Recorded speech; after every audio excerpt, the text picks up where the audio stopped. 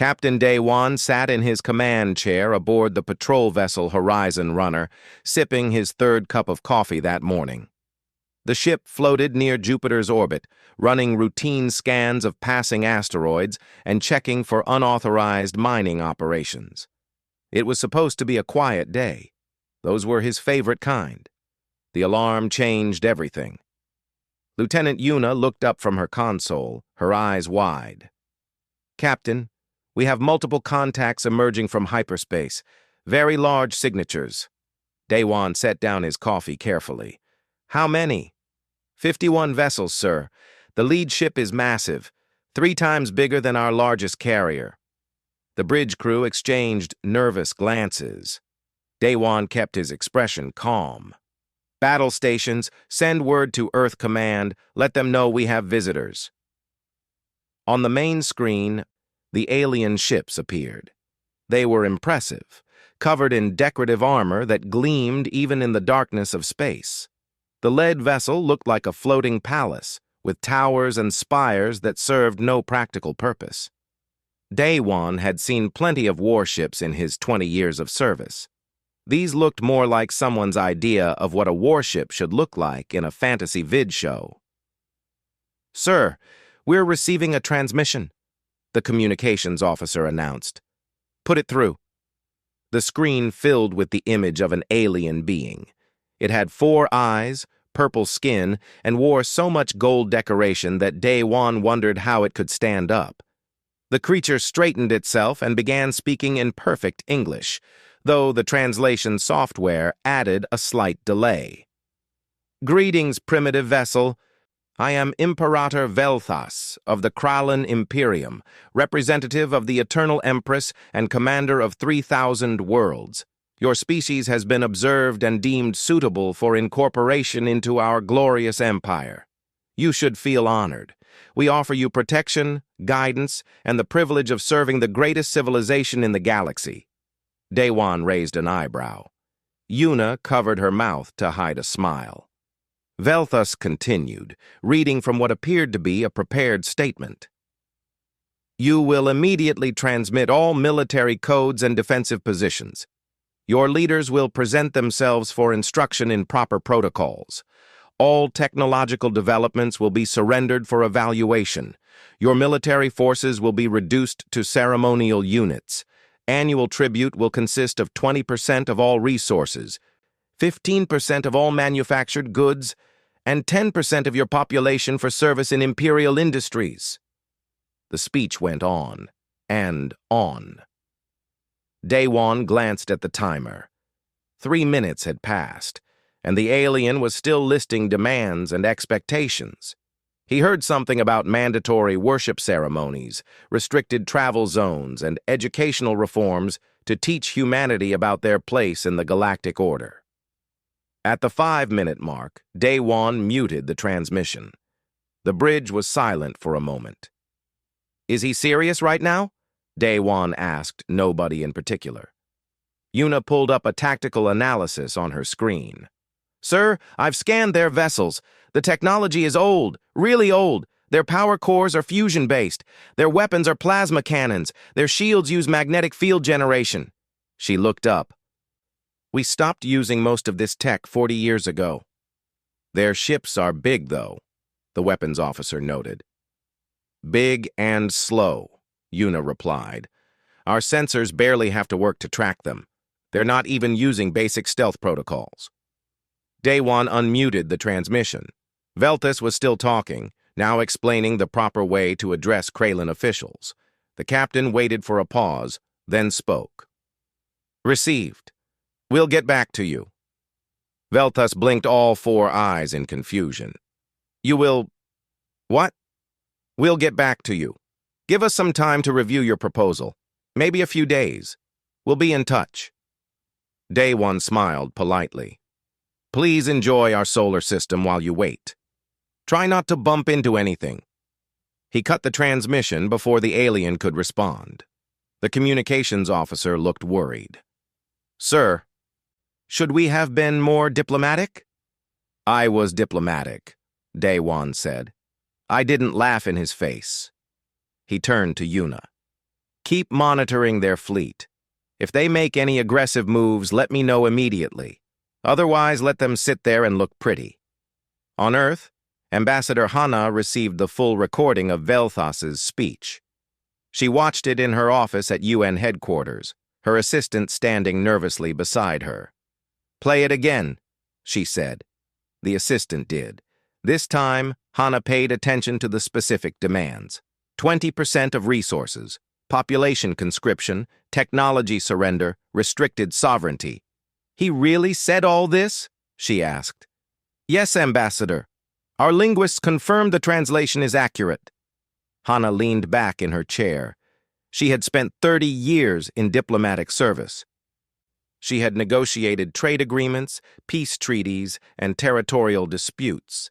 She had dealt with difficult personalities and impossible situations. But this was new. "Schedule an emergency session of the General Assembly. Get me the Secretary General, the Security Council, and representatives from the major military commands." She paused. "And someone get me the full tactical analysis from Captain Day-Wan's ship." 2 hours later, the UN Assembly Hall filled with representatives from every member nation. The room buzzed with conversation and speculation. Hana stood at the central podium, the recording of Velthas ready to play. "Ladies and gentlemen, I'm going to show you something remarkable. Please hold your questions until the end." She played the transmission. The room watched in silence as Velthas made his grand pronouncements and listed his demands. Hana watched the faces around her. Confusion gave way to disbelief, which slowly transformed into something else. When the recording ended, the hall remained quiet for exactly 3 seconds. Then someone laughed. It started as a single chuckle from the Russian delegation. The French ambassador joined in. Within moments, the entire assembly hall erupted in laughter. Not nervous laughter or polite laughter, but genuine, uncontrollable laughter. The Secretary General tried to restore order, but even he was fighting back a smile. Hana waited for the noise to die down. "I assume this means we're declining their generous offer?" A wave of agreement swept through the hall. "Then we need to prepare a response. One that makes our position clear without being insulting." She glanced at the screen where Velthas's image was frozen mid-speech. "Though I suspect anything we say will be insulting to them. They seem to have very high opinions of themselves." More laughter rippled through the crowd. Counselor Tae-min, the head of Earth's Military Advisory Board, stood up. "Ambassador, what's the tactical situation? Are we in danger?" Hana brought up the analysis from the Horizon Runner. "According to our scans, their technology is decades behind ours. Their fleet is large but slow and easy to detect. Captain Day-Wan believes we could disable their entire force with minimal effort if necessary." "So they came here to conquer us," someone said, "with technology we threw away before most of us were born." "It appears so," Hana confirmed. The hall fell silent again, but this time the mood was different. The laughter faded, replaced by a collective realization. The Kralon Imperium had no idea who they were dealing with. They had arrived expecting fear and submission, prepared for creatures who would be awed by their ships and intimidated by their demands. Instead, they found humans. And humans, as history had repeatedly shown, did not respond well to threats. The Kralon shuttle landed at Geneva Spaceport 3 days after their arrival in Earth's solar system. Imperator Velthas emerged first, expecting crowds of humans bowing before him. Instead, he found a welcoming committee of exactly 7 people standing calmly behind a basic security barrier. Ambassador Hana stepped forward with a professional smile. "Welcome to Earth, Imperator. I hope your journey was comfortable." Velthas looked around in confusion. Where were the masses of frightened citizens? Where were the military displays and ceremonies of submission? "This is all?" he asked. "We thought a small, efficient greeting would be more productive than spectacle," Hana replied. We value your time as much as our own." Behind Veltas, Sub-Commander Kyung observed the humans carefully. Unlike his superior, Kyung had studied the preliminary reports about Earth. Something about this species troubled him, though he could not identify exactly what. The delegation traveled to UN headquarters in standard ground vehicles. Veltas complained about the lack of a ceremonial procession. Hana apologized politely and offered him coffee. The Kraylan delegation had never encountered coffee before. Veltas found it disgustingly bitter but drank it anyway rather than show weakness. The negotiation room was simple and functional. Counselor Tae Min and Dr. Ji Won joined Ambassador Hana at the human side of the table. Veltas brought Sub-Commander Kyung and 3 military advisors. "Let us begin," Veltas announced, standing dramatically. "I will now present the complete terms of your integration into the Kraylan Imperium." He activated a holographic display showing the Empire's extent, 3,000 worlds spread across multiple star sectors, hundreds of species, all unified under Kraylan guidance. It was genuinely impressive. "For 800 years, we have brought order to chaos," Veltas proclaimed. 847 species have joined us. Some required persuasion. Most saw wisdom in acceptance. Your species will be 848. Counselor Tae Min, the former fleet admiral, leaned forward slightly. "And if we decline?" Veltas blinked his 4 eyes. "Decline? Species do not decline." "We do," Hana said simply. "We're not interested in joining your empire." The room fell silent. Veltas's purple skin darkened slightly, a sign of confusion that Dr. Ji-won made note of in her tablet. The xenoanthropologist was fascinated. The Kraylan clearly had no protocol for simple refusal. "You misunderstand," Veltas said slowly, as if speaking to children. "This is not a choice. You are too young, too primitive. We are offering protection. Without us, you are vulnerable to the dangers of the galaxy." "What dangers?" Tae Min asked. "Pirates, hostile species, resource conflicts. The void itself." "We handle those already," Hana replied. Veltas made a dismissive gesture. "Impossible. You have barely left your own star system. You cannot comprehend the threats that exist beyond your tiny corner of space." Dr. Ji-won spoke for the first time. "Imperator, may I ask a question? In your 800 years of expansion, have you encountered a species that developed faster than you?" The question caught Veltas off guard. "Developed faster? We are the pinnacle of development?" "That's not what I asked." Kyung watched this exchange with growing concern. The humans were too calm, too confident. They should be afraid or at least impressed. Instead, they seemed almost bored. Veltas decided to change tactics. "Perhaps a demonstration would help you understand. We will show you the power of the Kraylan military. Then you will comprehend the futility of resistance." "That seems reasonable," Hana agreed. "We can arrange a demonstration area. Would tomorrow work for you?" The casual agreement puzzled Veltas further, but he nodded. "Tomorrow. Prepare yourselves." After the Kraylan delegation left, Tae Min turned to Hana. "You're really going to let them demonstrate their weapons?" "I think it's important they see the gap," Hana said. "Right now, they're operating on assumptions based on their experience with other species. They need a reality check before this situation escalates." Dr. Ji-won was reviewing her notes. Their culture is built entirely on intimidation and perceived superiority. They've never been challenged because every species they've encountered was less advanced. We're the first exception they've met. What happens when they realize we're more advanced? Tae Min asked. That's what worries me, Dr. Ji-won admitted. The next day, both delegations gathered at a military testing facility in the Australian desert.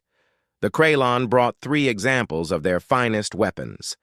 Veltas stood proudly as his technicians prepared the demonstration. First, the plasma cannon, he announced, capable of melting through 10 meters of reinforced steel. The weapon fired at a target structure. The beam was bright and impressive, leaving a glowing hole in the metal wall. The Krylon advisors nodded with satisfaction. Hana applauded politely. "Very effective," Taemin signaled to a human technician. "This is our standard infantry plasma rifle, current military issue. We use it for light combat scenarios." The smaller human weapon fired and produced nearly identical results. The Krylon delegation stared.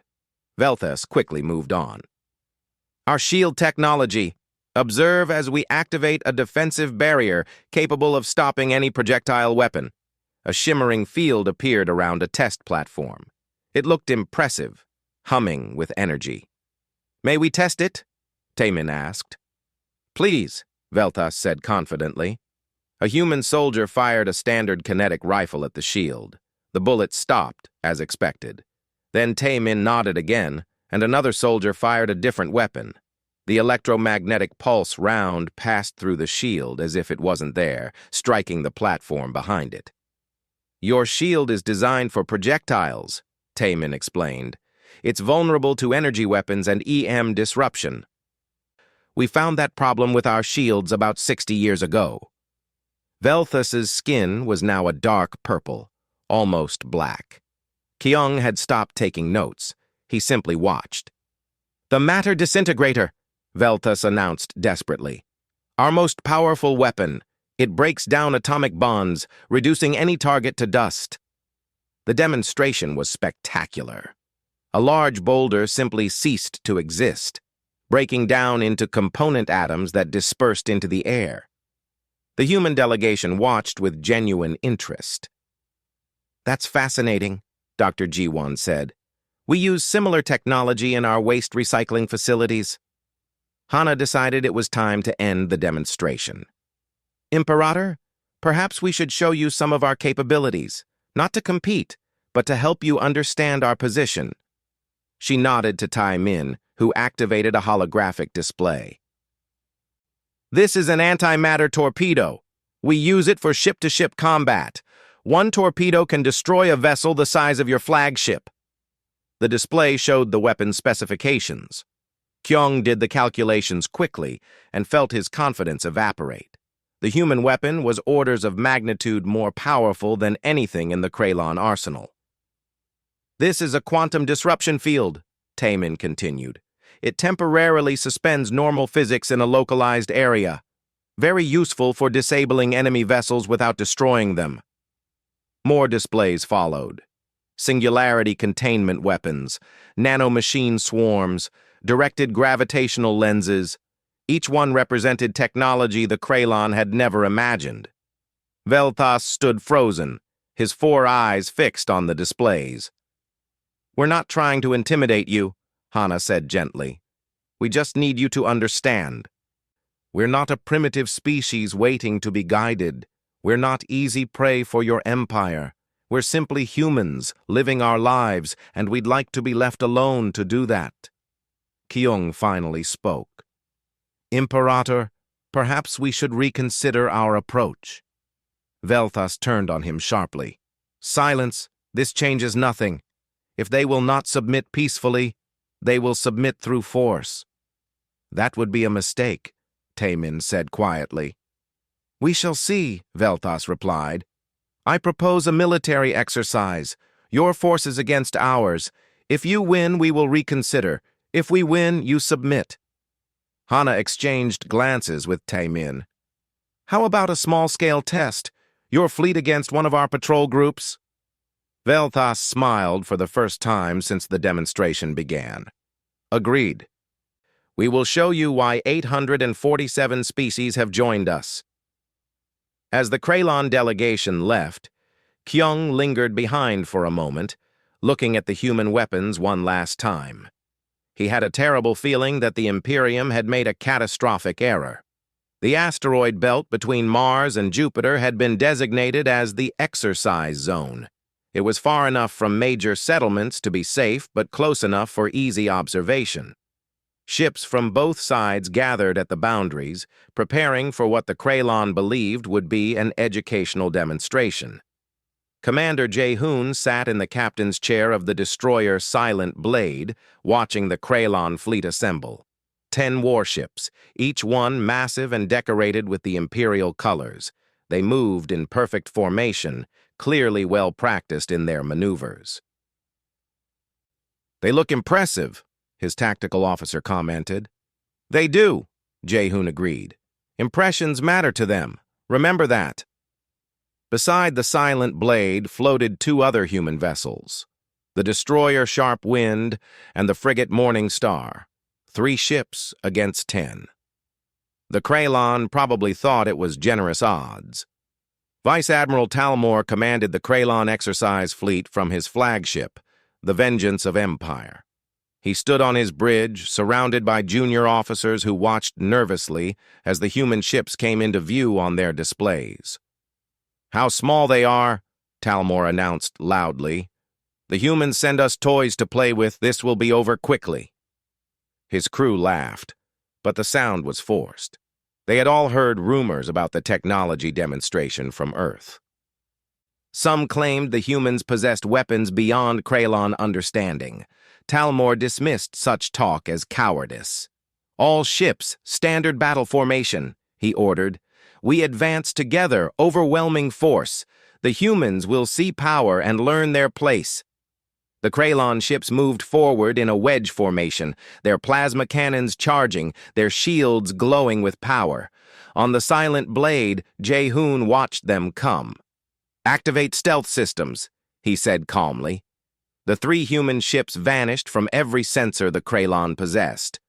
One moment they were there, clear targets on the display screens. The next moment, nothing. Empty space. On the Vengeance of Empire, confusion spread through the bridge. "Where did they go?" Talmor demanded. "Unknown, sir. All sensors show negative contact." "That's impossible. Scan again." The Krylon ships slowed, uncertainty replacing confidence. Their formation began to break as individual captains tried different scanning frequencies, all with the same result. The humans were simply gone. "Fire at their last known positions," Talmor ordered. "Blanket the area." Plasma cannons lit up the asteroid belt. Rocks exploded into dust and debris. Energy beams crossed the darkness in brilliant displays. The Krylon fleet fired continuously for 30 seconds, creating a spectacular light show that achieved absolutely nothing. The human ships watched from a distance, still invisible. "They're wasting energy," Jae-hoon's weapons officer observed. "Let them," Jae-hoon replied. "Pilot Bo-Ra, you're clear to proceed." Pilot Bo-Ra sat in her fighter cockpit, grinning behind her helmet. She loved her job. "Acknowledged, Commander. Beginning attack run." Her fighter was small, fast, and completely invisible to Krylon sensors. Behind her flew 20 combat drones, each one controlled by advanced artificial intelligence. Together they approached the Vengeance of Empire from below, where Krylon ships traditionally had weaker sensors. The exercise rules were simple. Disable, don't destroy. Show capability, not cruelty. Bo-Ra armed her electromagnetic pulse weapons and targeted the flagship's engine systems. 3, 2, 1. Firing. The pulse weapons released their charge. The Vengeance of Empire's engines flickered and died. Backup systems tried to engage and also failed. Emergency lights activated throughout the massive ship. Talmor grabbed his command chair as the artificial gravity stuttered. "Report." "Sir." "Main engines are offline. Backup engines are offline. Something hit us, but we detected no incoming fire." "How is that possible?" Before anyone could answer, the other Krylon ships began reporting similar problems. One by one, their engines died or their weapon systems failed. An invisible enemy was striking them with precision, and they had no way to fight back. Jae-hoon decided it was time to end the exercise. "Bring us to visible spectrum. All ships, weapons lock." The 3 human vessels appeared behind the Krylon formation. Their weapons were already targeted on every vulnerable point of every enemy ship. The tactical precision was perfect. Each human ship had multiple firing solutions ready. Jae-hoon opened a communication channel. Exercise complete, Vice Admiral Talmor. Your vessels have been marked with tracking signatures. In real combat, every ship in your fleet would be destroyed. Your casualties would be total. Talmor stared at his screen, where the human destroyers hung in space like predators. The entire engagement had lasted 4 minutes and 17 seconds. This is not possible, he whispered. It is possible, Jae-hoon replied. We just showed you. Your ships are well built and your crews are disciplined. But your tactics are outdated and your technology is old. We mean no disrespect. We simply need you to understand reality. Back on Earth, Imperator Veltas watched a recording of the exercise in his guest quarters at UN headquarters. Sub-Commander Kyung stood beside him, silent. The recording showed everything. The failed Kralin barrage, the mysterious damage to their ships, the sudden appearance of human vessels in the perfect attack position. It showed the exercise from multiple angles, including views from the human ships that demonstrated just how easily they had tracked and targeted the Kralon fleet. Veltas watched it 3 times. Each time his expression darkened further. This is a trick, he finally said. Sensor manipulation. Illusions. Sir, our own ships confirmed the damage, Kyung replied carefully. The engines really were disabled. The tracking marks really were placed. Then they cheated. Used weapons not permitted in exercises. The exercise had no weapon restrictions, sir. We assumed we would win so easily that restrictions were unnecessary. Veltas turned on him, all 4 eyes blazing. Are you saying we were defeated? That these primitive creatures bested the might of the Kralon Imperium? Kyung chose his words carefully. I am saying we underestimated them. Perhaps we should reconsider our approach. These humans are not like other species we have encountered. All species are the same, Veltas insisted. They submit or they are conquered. There is no third option. Sir, with respect, our technology cannot match theirs. A real battle would be different. In war, we do not hold back. We bring our full strength. The Eternal Empress commands 3,000 worlds. We will summon the Grand Fleet, 500 warships. The humans will see true power, and they will kneel. Kyung felt cold despite the comfortable temperature. Sir, if we escalate to war, many will die. Then they will die having learned their place, Veltas said. Send a message to the Imperial Corps. Request immediate deployment of the Grand Fleet. Tell the Empress that humanity has rejected her generosity and must be taught proper respect. After Kyung left to send the message, Veltas stood alone, staring at the frozen image of the human destroyers. They looked so small compared to Kralon vessels. How could such small ships be so dangerous? He pushed the doubt away. The Imperium had ruled for 800 years. They had conquered species far more aggressive than these humans. They had built an empire that spanned a quarter of the galaxy. 3 primitive vessels could not represent a real threat. The humans had simply been lucky. In a real war with real stakes, the Imperium would triumph as it always had. But deep in his mind, in a place he refused to acknowledge, Veltas felt something unfamiliar, something he had never experienced in all his years of service to the Empress. He felt afraid. On the Silent Blade, Commander Jae-hoon received notification that the Kralon had requested military reinforcements from their home worlds. He read the report twice, then sighed. They're not backing down, he said to his crew. They're doubling down instead. Should we be worried, sir? His tactical officer asked. Jae-hoon thought about it. Honestly, I'm worried they're going to get themselves killed. Their pride won't let them see reality. What do? We prepare for the worst and hope for the best. It's all we can do. He looked out at the stars, wondering how many Kralon ships were about to head toward Earth. all because their leaders couldn't accept that someone was better than them at something. Humans understood that feeling. They had felt it many times in their own history. The difference was that humans usually learned from it. The Krylon, it seemed, had not learned that lesson yet. Agent Minseo had been deep undercover in Krylon space for 6 months, posing as a traitor from an outer colony world. The disguise was good. Human genetic engineering and cosmetic modification had made her appearance match one of the Imperium's minor species. Nobody looked twice at her in the crowded markets and spaceports of the Imperial core worlds. She gathered information slowly and carefully. A conversation here, a data chip there, a bribed official who talked too much over drinks. Piece by piece, the truth about the Krylon Imperium revealed itself. The message she sent back to Earth was encrypted through 7 different relay stations. It took 3 days to reach UN intelligence headquarters, but when it arrived, it changed everything. Ambassador Hana read the report in her secure office. Counselor Tae-min sat across from her, along with Admiral Soon-young, the commander of Earth's 7th Fleet. "This is remarkable," Hana said quietly. "The Imperium is not what they claim." "Explain," Admiral Soon-young requested.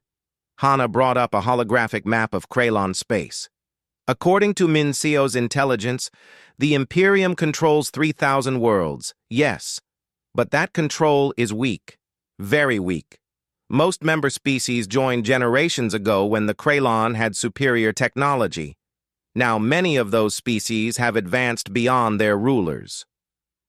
They stay in the Imperium not because of military force, but because of fear and tradition." "So it's a house of cards," Tae-min observed. "Exactly. The Krylon maintain power through intimidation and information control. They convince each species that they're alone in wanting freedom. They prevent communication between member worlds. They make everyone believe that rebellion is impossible." Admiral Soon-young studied the map. "How many species are actually loyal to the Krylon?" "Maybe 20%, Hana replied. "The rest are either neutral or actively resentful. Some have underground independence movements. Others are just waiting for someone to make the first move. And we're about to become that someone," the Admiral said, "whether we want to or not." The timing was critical. While they studied Minseo's report, new intelligence arrived from Earth's deep space monitoring stations. The Krylon Grand Fleet had been mobilized. 500 warships were heading toward human territory. But there was more. The fleet was not coming from the Imperial core worlds alone. Ships were being pulled from throughout Krylon space, leaving many systems underdefended or completely unprotected. "They're stripping their entire empire to attack us," Tae-min said. "Every ship they can spare, all in one place." "That's their way," Hana replied. "Overwhelming force. They've never needed strategy because they've always had numerical advantage." Admiral Soon-young was already calculating fleet positions. "I can have the 7th Fleet in position within a week, but we'll be outnumbered badly. 3-to-1 odds at minimum." "Can we win?" Hana asked. "In a straight fight?" "Probably. Our technology advantage is significant. But casualties will be high on both sides. And if we destroy their grand fleet, we'll have killed thousands of beings who were just following orders." Hana leaned back in her chair, thinking. War was simple in some ways. Point weapons at each other until someone surrendered. But peace was complicated. Peace required imagination. "What if we don't fight them at all?" she said slowly. Both men looked at her. "What if we go around them? We know which species in the Imperium want freedom. What if we contacted them, offered them support? If half the Empire declares independence during the battle, what does the Krylon fleet do? Turn around and enforce order at home? Or continue attacking us and lose everything?" Tae-min smiled. "You want to collapse their empire from the inside." "I want to give people a choice," Hana corrected. "Something the Krylon have never done. We don't need to conquer anyone. We just need to show them that freedom is possible." Admiral Soon-young nodded slowly. "It could work." But we'd need someone to make contact. Someone the other species would trust. I have someone in mind, Hana said. Captain Day Wan from the Horizon Runner. He made the first contact with the Kralon. He showed them respect without fear. That's the kind of person we need. The meeting broke up with assignments given. Admiral Sun Young would prepare the 7th Fleet for defensive operations. Tae Min would coordinate with other human military commands. Hana would brief Captain Day Wan on his new diplomatic mission. Far away, in the Imperial Palace on the Kralon homeworld, Empress Shivara studied the reports from Earth. Unlike her subordinates, she was not foolish. She had ruled the Imperium for 40 years through cunning, not arrogance. The exercise footage troubled her. The human ships were small but deadly. Their weapons were precise and advanced. Their tactics were sophisticated.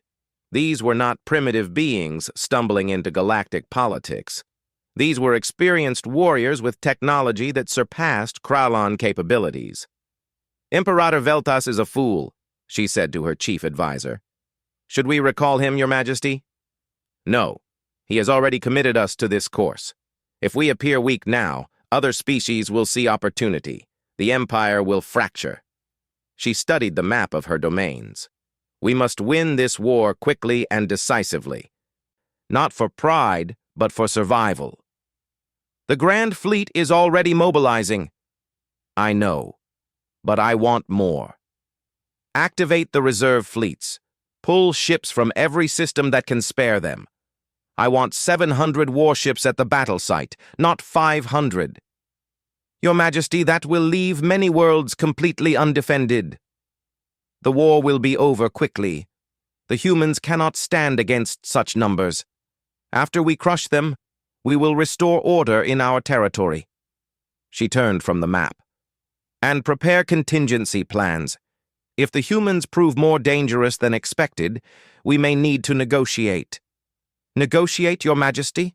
The Imperium does not negotiate. Shivara gave her advisor a cold look. The Imperium does whatever is necessary to survive. Remember that. Back on Earth, Captain Day Wan received his orders with mixed feelings. He was a patrol captain, comfortable with routine missions and standard procedures. Now he was being asked to become a diplomat and possibly start a galactic revolution. Why me? He asked Ambassador Hana during their briefing. Because you treated the Kralon with respect even while refusing their demands, Hana explained. You didn't mock them or show anger. You were simply honest. The species we're contacting have been bullied for generations. They need to see that humanity is different. What if they don't believe me? What if they think we're just trying to use them? Then we fail, and we fight the Kralon fleet with our own resources. Hana smiled slightly. But I don't think you'll fail. You have a gift for making people comfortable. Daewon thought about his crew on the Horizon Runner. They trusted him because he treated them fairly and listened to their concerns. Maybe that was all diplomacy really was, treating others with respect and actually listening. All right, he said. Who do I contact first? The Revek Confederation. They're a group of 12 systems that joined the Imperium 200 years ago. According to Minseo's intelligence, they have a strong independence movement and the industrial capacity to support it. If we can convince them, others will follow. Daewon looked at the data on the Revek. They were a logical species, analytical and careful. They valued evidence over promises. I'll need to show them something concrete, he said. Not just words. We're sending technical specifications for our defensive systems. If the Revek declare independence, the Kralon will likely try to punish them. We're offering them the tools to defend themselves. That's a good start, Daewon agreed. When do I leave? Tonight. The Kralon fleet will be here in 2 weeks. We need allies before then. As Daewon left to prepare his mission, Hana allowed herself a moment of doubt. They were gambling everything on the hope that the species of the Imperium would choose freedom over security. It was a very human assumption. Maybe other species thought differently. But they had to try, because the alternative was a war that would cost thousands of lives, even if humanity won. And winning, Hana knew, was not the same as victory. The Kraylan Grand Fleet arrived at the edge of human space exactly on schedule. 700 warships, the largest military force assembled in 2 centuries. They moved in perfect formation, a demonstration of imperial power that had intimidated countless species throughout history. Admiral Sun Young watched them approach from the bridge of the carrier Indomitable Spirit. Around him, the 7th Fleet held defensive positions. 70 human warships, outnumbered 10 to 1, waiting calmly for the confrontation. But they were not alone. Behind the human fleet, other ships appeared. Vessels from 12 different star systems, flying colors the Kraylan recognized immediately. The Rivek Confederation had sent their entire home defense fleet. Other Imperium member species had joined them. In total, 200 ships from species that were supposed to be loyal to the Empire now stood beside humanity. On the Kraylan flagship Eternal Victory, Empress Shivara herself stood on the command bridge. She had come personally for this battle, confident that her presence would ensure victory. Now she stared at her display screen in disbelief. "How is this possible?" she demanded. "Those ships should be defending their home systems." Her chief military advisor spoke carefully. "Your Majesty, we're receiving reports from throughout the Empire. Multiple systems have declared independence in the last week. The Rivek Confederation, the Talmar Union, the Vesk Protectorate, they're all broadcasting declarations of sovereignty. 12 species have left the Imperium?" Shivara felt her carefully maintained control begin to crack. "More than 12, Your Majesty. The declarations are accelerating. Every hour, new systems announce their independence." Shivara understood immediately. The humans had not been preparing for battle. They had been preparing for revolution. While she mobilized her fleets, they had been contacting the species she had kept divided and afraid. A communication request came from the human flagship. Shivara accepted it. Ambassador Hana appeared on screen, standing beside President Haiwan, Earth's elected leader. Behind them, representatives from the newly independent species stood together. "Empress Shivara," Hana said politely, "thank you for accepting this communication." "You have orchestrated rebellion against the Imperium," Shivara replied coldly. "This is an act of war." "No," President Haiwan spoke for the first time. "This is an act of freedom. We contacted species throughout your empire and offered them a simple choice. Continue under Kraylan rule or claim their independence. They chose freedom." On the Eternal Victory, Shivara's advisors whispered urgently. More reports were coming in. The rebellion was spreading faster than anyone had predicted. Species that had been part of the Imperium for centuries were suddenly declaring themselves independent nations. "You have destroyed the work of 800 years, Shivara said. "We have helped people make their own choices," Hana replied. "Something the Imperium never allowed." A new voice entered the conversation. Prime Speaker Vextal of the Rivek Confederation appeared on a split screen. "Empress, for 200 years we have served the Imperium. We paid tribute. We followed your laws. We asked for nothing except the right to govern ourselves. Every request was denied. Now humanity has shown us that we do not need permission to be free." Other species representatives spoke up, one after another. The Talmar Union, the Vesk Protectorate, the Henar Republic. Each one told similar stories of oppression, ignored requests for autonomy, and growing resentment. Shivara listened to them all, her expression unchanging. When they finished, she spoke. "So you would destroy the peace and order we have maintained? You would risk chaos and conflict for the illusion of independence?" "We would risk anything for real independence," Vextal replied, "and we are not alone." The tactical display updated. More ships were appearing throughout the sector, not warships, but observation vessels from neutral species who had heard about the confrontation. They came to witness what happened when the Kralon Imperium met a species that refused to submit. President Haiwan spoke again, her voice carrying across all channels. Empress Shivara, you have two choices.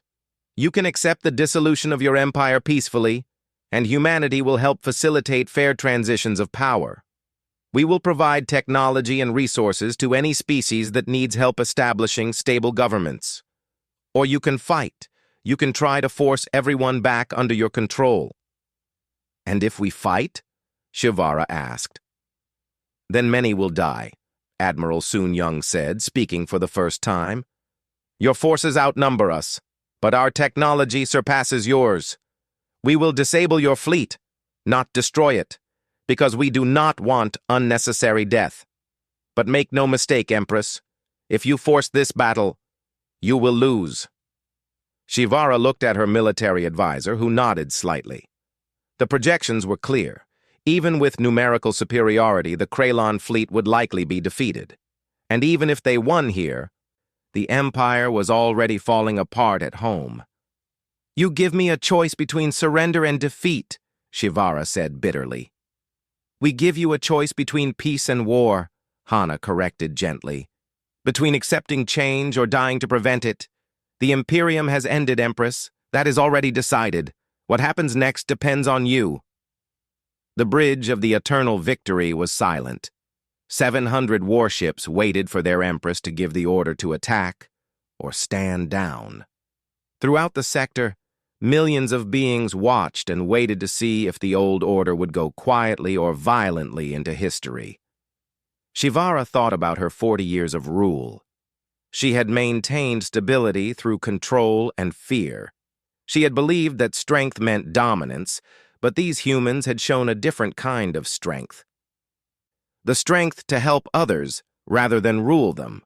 The strength to risk war for the sake of freedom.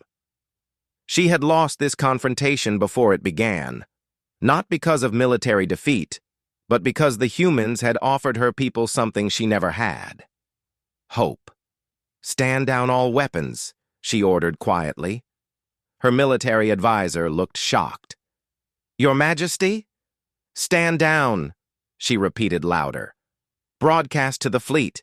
We will not fire. Then she looked at the human president. What are your terms? No terms, President Haiwan said. You are free to return to your home world. The species that wish to remain with the Kralon can do so. Those that want independence can claim it. Humanity will help facilitate negotiations between all parties. No one will be punished for choosing freedom. And what does humanity gain from this? Shivara asked suspiciously. Peace, Hana replied simply. We gain the knowledge that we helped beings escape oppression without becoming oppressors ourselves. That is enough. The galaxy watched as the Kralon Grand Fleet powered down its weapons and began to withdraw. No shots were fired. No lives were lost. The largest empire in the sector simply dissolved because its people chose freedom and its leaders chose to accept reality. 3 months later, on Earth, representatives from 40 species gathered for the founding meeting of the Galactic Cooperation Council. It was not a government or an empire. It was simply a place where species could meet, talk, and help each other as equals. Captain Day-Wan attended as the representative from humanity's exploration division. He sat in the main hall, sipping coffee and watching species from across the galaxy debate peaceful trade agreements and mutual defense pacts. Prime Speaker Vextol found him during a break. Captain, I wanted to thank you personally. When you came to my world and offered us support, I was skeptical. I thought you were simply trying to use us against the Kralon. I understand that suspicion, Day-Wan said, but you were honest. You showed us your technology, yes, but you also explained its limitations. You treated us as equals, not as tools. That made all the difference. Sub-Commander Kyung approached them. The former Kralon officer had defected during the confrontation and now worked with the newly formed Kralon Republic. helping to establish democratic institutions. "Captain Daewon," Kyung said, "may I join you?" "Of course." The three of them sat together, a human, a Rivek, and a Krylon. Three species that months ago had been preparing for war, now sharing drinks and conversation. "Someone asked me recently how humanity defeated the Imperium," Daewon said. "I told them we didn't defeat anyone. We just didn't take them seriously when they tried to intimidate us. And then we offered people a better option." "You made it look simple," Vextal observed. "It was simple," Daewon replied. "The Kralin ruled through fear. We offered hope. Fear is powerful, but hope is stronger." Kyung nodded slowly. "The Imperium believed that dominance was strength. We never understood that cooperation could be stronger." "Most species eventually learn that lesson," Daewon said.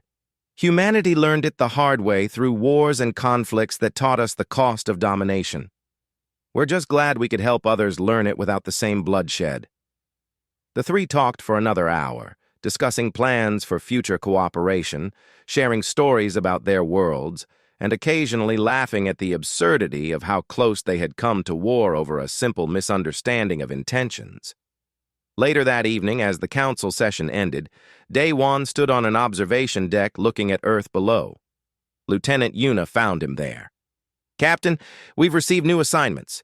The Exploration Division wants us to investigate some unusual signals in the Outer Rim. 3 new potential contact species." Daewon smiled. "Of course. The galaxy is full of species we haven't met yet. Are you ready for another first contact situation?" Yuna asked. "As ready as I'll ever be," Daewon replied.